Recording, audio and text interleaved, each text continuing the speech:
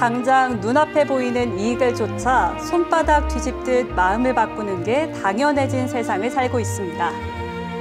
여기 충절이 뭔지, 도리가 뭔지를 오롯이 전하는 곳이 우리 가까이에 있습니다. 달성 묘골로 우중 산책을 떠나봅니다.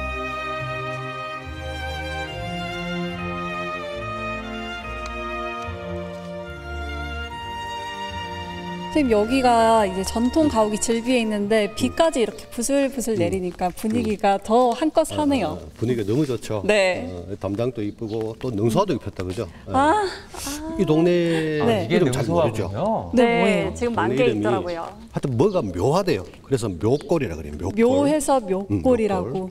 여기는 우리 박팽년 선생 들어보셨죠? 사육신. 네. 박팽년 선생의 후손들이 네. 560년 정도 이 자리에 계속 터를 잡고 살고 있는 동네예요.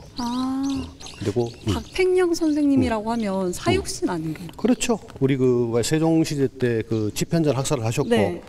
단종 복위 운동을 할 때 이제 돌아가셨던 분이죠, 그죠? 사육신의 대표 인물인데 네. 그분의 후손들이 지금 살고 있는 마을이에요, 여기가. 여기가 집송촌이라고. 둘러볼까요, 저쪽으로? 그렇게 한번 해도록 하죠.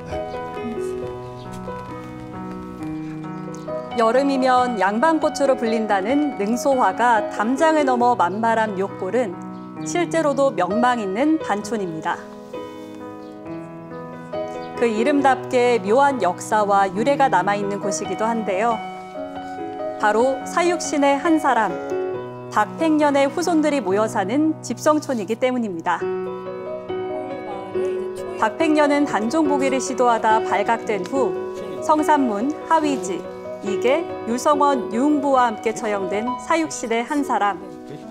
그 전에 뛰어난 학자이자 관료이기도 했습니다.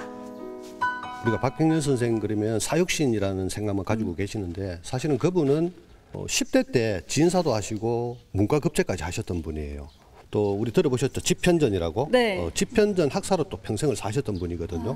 그래서 지금 기준으로 보면 우리나라의 최고의 영재 중에 영재였던 셈이죠. 네. 그런데 다들 잘 아시다시피 사육신 사건이라는 단종 복위 운동 때문에 네. 안타깝게도 향년 40세죠. 40년밖에 못 사시고 세상을 떠나셨던 학자이자 조선을 대표하는 그 충신이라고 그렇게 볼 수가 있는 거예요. 당시 거사를 계획했던 사람들은 삼족을 멸해 가문을 없애버리는 이른바 멸문지화의 고초를 겪어야 했습니다. 그런데 어떻게 된 일일까요? 박팽년은 사육신 가운데 유일하게 혈족을 남길 수 있었습니다. 그 과정이 어떤 영화나 소설보다 극적입니다.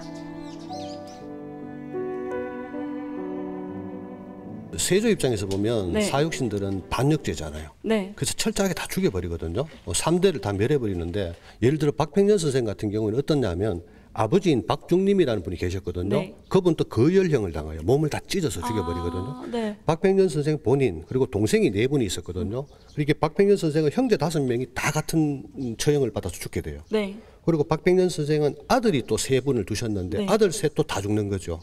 그러면 박팽년 선생은 자신을 기준으로 해서 아버지, 자신, 아들까지 네. 총 3대에 걸쳐 9명의 남자들이 다 죽어버리거든요. 네. 그러면 이제 우리가 말하는 씨가 말랐죠. 네.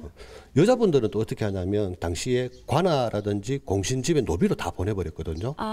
근데 그때 박팽년 선생 기준하면 둘째 며느리죠. 네. 며느리가 임신을 하고 있었거든요. 그럼 손자겠네요. 그렇죠, 손자죠. 근데 그분이 대구 지역 관아에 노비로 오게 되고 네. 여기에서 아기를 놓게 되는 거예요. 네. 근데 그때 이제 세조가 명을 내리기를 박팽년 선생의 며느리가 혹시라도 아들을 놓으면 또 죽여라 그랬거든요. 근데 아니야 다를까 아들을 낳아버렸어요. 어떻게 됐어요, 그럼? 근데 다행인 것은 당시에 고 친정집에 있는 여종 한 명이 네. 아기를 비슷한 시기를 낳았대요. 여종은 딸을 놓고 박팽년 선생의 며느리는 아들을 낳은 거죠. 네. 둘을 몰래 바꿔서 키워요. 어쨌든 둘 다 살 수 있었겠네요. 그렇죠. 둘 다 사는 거죠. 그래서 17년 가까이 네. 몰래 바꿔서 키웠다가 나중에 임금이 2번 바뀌고 성종 임금 되었을 네. 때 네. 이 그 몰래 키워졌던 박팽년 선생의 손자 네. 그분이 자수를 하게 되고 성종 임금으로부터 박일산이라고 하는 좋은 이름도 하나 받게 되는 거죠. 그래서 그렇게 해서 박백년 선생의 손자 박일산 공이 살아남으로 해서 이 마을의 틀을 잡았고 지금까지 560년 가까운 세월 동안 후손들이 여기에 자리를 잡게 된 거죠. 정말 영화 같은 스토리죠. 이제 피는 못 속인다던가요? 죽음을 불사하고 충정과 절개를 지킨 박팽년처럼 후손들도 의와 예를 다했습니다. 박팽년을 비롯해 사육신의 위패를 모두 모시고 있는 육신사가 바로 그 증거입니다. 여기는 그 박팽년 선생의 이제 현손자라 그래요. 네. 고손자, 우리가 흔히 고손자라 그러는 네. 분인데 박계창이라는 분이 계셨는데 네. 대충 시대적으로 보면 선조 임금 때예요. 그때 박계창이라는 분이 하루는 꿈을 꿨대요. 자면서 네. 꿈을 꿨는데 꿈에 자신의 고조 할아버지인 박팽년 선생 사당 대문 앞에 웬 선비들이 남루한 차림의 선비들이 5명이 왔다 갔다 하더래. 5명이 네. 그래서 자기 가서 물었대요. 댁들 누이시오라고 물으니까 나는 성산문이요, 이계요, 하위지요, 뭐 유흥구요 이래 답을 하더래. 네. 그러면서 여기 왜 계시냐 그러니까 그 박팽년 저 친구는 자기 손자를 하나 살려둔 덕에 네. 이렇게 제사밥이라도 얻어먹는데 우리는 배가 고파서 너무 힘들대. 네. 그래서 그 꿈을 꾸고 깼는데 마침 그날이 고조 할아버지인 박팽년 선생의 제삿날 기일이었던 거예요. 네네. 그래서 이제는 나라도 저분들의 제사를 모셔야 되겠다 그래서 박팽년 선생 사당 안에다가 네. 나머지 5분의 신주를 같이 파서 총 6분을 같이 모셨는 거예요. 하나의 다른 문화거든요. 이젠 묘골의 중심이면서 충절의 표상이 된 육신사를 좀 더 알아봅니다. 가장 먼저 눈길을 끄는 건 붉은색의 문입니다. 이런 문을 우리가 홍살문이라 그래요. 이게 네. 한자하고 한글이 섞여 있는 표현인데 네. 이게 붉은색 칠이 되어 있잖아요. 네. 그래서 붉을 홍자를 써서 홍. 그다음에 살이란 말은 위에 보면 화살처럼 생긴 꽂혀 있죠. 네. 그래서 화살이 꽂혀 있는 붉은 문이라 그래서 이런 형태의 문을 우리가 홍살문 이렇게 부르는 거예요. 충신, 효자, 연려. 이 충신과 효자와 연려에 대해서 네. 그분들을 이렇게 기리고 이렇게 알린다는 의미로 세우는 건데 이렇게 네. 사육신을 모시는 사당이 있다 보니까 네. 이 뒷공간이 굉장히 신성한 공간이다라는 이제 표식이라고 보는 거죠. 여기 뒤에 이제 그렇죠. 다 뜻이 있네요. 그렇습니다. 달면 삼키고 쓰면 뱉는 게 아무렇지도 않은 일이 된 세태 속에서 어쩌면 더 존재 가치를 드러내고 있는 장소. 전국적으로 단 4개뿐인 사육신 사당이라는 이곳에서 6마리의 거북이가 떠받들고 있는 비석 하나를 만납니다. 각 면마다 사육신의 흔적을 새겨놓은 이른바 육각비입니다. 박팽년 선생이 이제 세조로부터 국문을 당했죠. 네. 막 여러 가지 고문도 당하고 취조를 당하는 거죠, 쉽게 말하면. 네. 근데 그때 세조가 이렇게 얘기를 해요.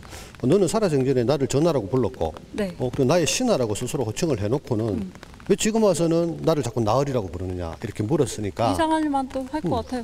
그때 이제 박팽년 선생이 뭐라고 답을 하냐면 네. 나는 당신을 전하라고 부른 적이 없었고 모든 공문서에도 나는 신하라고 표기한 적이 없다. 네. 가장 최근의 것인 그 충청도 관찰사로 있을 때 내가 당신에게 보냈는 문서를 한번 확인을 하라 그랬거든요. 네. 그래서 실제로 세조가 당시에 올라왔던 문서를 확인을 해보니까 신박팽년이 아니고 네. 신자가 아니죠. 획 2개를 빼고 클거자를 쓰는 거라. 그래서 그럼 신하이기를 거부 그렇죠. 그렇게 보는 거죠. 조묘하게.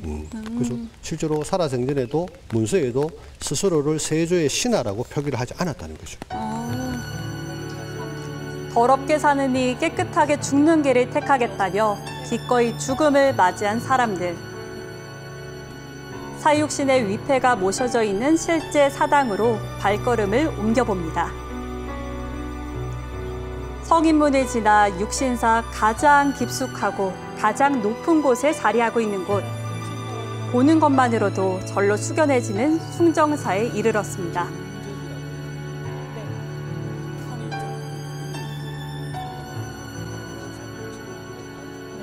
이 사당 안에 우리가 잘 아는 이제 박팽년 선생을 비롯한 나머지 그 사육신 6분의 위패를 모셔둔 것이에요. 그래서 위패를 모셔두고 원래는 이제 봄, 가을로 이렇게 향사, 제사를 모셨는데 네. 최근에는 이제 가을에 한 번만 제사를 모시는 곳이 되겠습니다. 그리고 평상시에는 오셔도 이게 들어오지는 못해요. 왜냐하면 네. 여기는 이제 제사를 지내는 공간이고 음적이고 신들을 위한 공간이기 때문에 네. 문을 닫아놓고 이제 제사, 향사 지낼 때만 이제 개방을 하는 그런 공간이 되겠습니다. 뭉클해진 마음을 알기라도 하는 것처럼 장맛비가 한층 더 굵어집니다. 그리고 내리는 비 속에서 사육신을 죽음으로 몰고 간 세조조차 당대의 역신이요 만대 충신이라 탄식했다던 박팽년과 사육신의 절의를 다시 생각해 봅니다. 기운이 정적이고 신성스럽죠.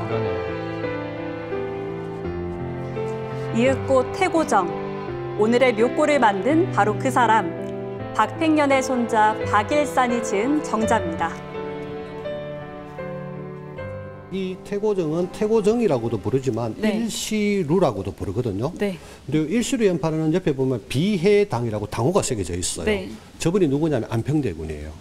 안평대군이요? 수양대군 동생. 죽임을 당했잖아요. 그렇죠. 안평대군하고 박팽년 선생하고는 둘이가 절친이에요. 아주 친했었거든요. 네. 그래서 안평대군이 아마 살아생전에 박팽년 친구인 박팽년 선생한테 일시루라고 이 현판을 써가지고 준 거죠. 이게 박팽년 선생 집에 걸려 있다가 네. 이제 화에 몰리고 난 다음에 집은 다 불타버릴 때 네. 어떤 한 분이 이 현판을 떼서 보관을 하고 있었대요. 오, 네. 그리고 세월이 흐르고 난 뒤에 보니까는 박팽년 선생 후손이 한 명이 살아남아서 대구 묘골에 산다 하더라 소문을 듣고 이게 이 집으로 다시 전달이 된 거예요. 전설 같은 얘기죠, 그죠? 네. 사람은 죽으면 왜 이름 석자를 남긴다 그러잖아요. 그렇죠. 근데 오늘 우리가 같이 살펴보는 것처럼 박팽년 선생은 자신의 손자 한 명을 바로 여기에 살려주신 거죠. 그래서 그 손자로 인해서 이 마을이 이루어졌기 때문에 네. 결국은 박팽년 선생 이름 석자가 남아있는 곳은 우리 대한민국에서 우리 대구광역시 달성군 하빈면 여기 묘골이라는 거예요. 그래서 박팽년 선생이 결코 역사책에 있는 인물 또 대구와는 먼 곳에 있는 인물이 아니고 사실은 굉장히 가까운 인물이다라는 것만 좀 알고 가셨으면 좋겠어요. 네. 누구에게나 처음 가는 길은 낯설고 두렵기 마련입니다. 하지만 되돌아올 땐 다릅니다. 충정, 절개, 지조. 마냥 멀게만 느껴지는 말이라면 이젠 길눈을 띄워볼까요? 달성 묘골에 방법이 있습니다.